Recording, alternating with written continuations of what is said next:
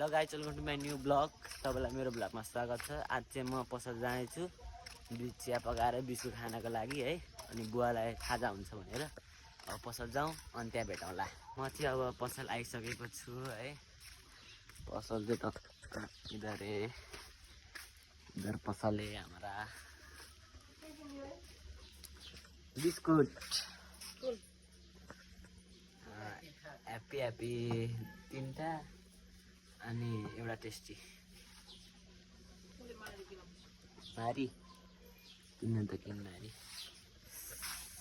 ल म चाहिँ बिस्कुट किनेर ल्याइसकेँ मैले है। अब टक्क घर जान्छु अनि यो चिया पकाउँछु अनि बुवालाई दिन्छु।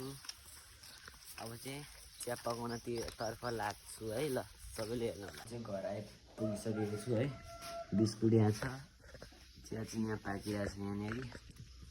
अनि त्यसपछि अब चिया पकाउनको लागि फर्स्ट होइन यो चिनी त हाल्नु पर्यो।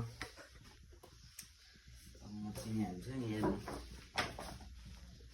चिनी हाल्छु अनि सबलाई चियापत्ती हालेर सबलाई दिन्छु। चिनी फाइनल गाइज चिया चाहिँ पाकिसकेको छ होइन। चिया चाहिँ मिठो मिठो छ है। यही नै हो आजको भिडियोमा है। अब लाइक कमेन्ट सेयर सब्सक्राइब गर्न नभुल्नु होला है।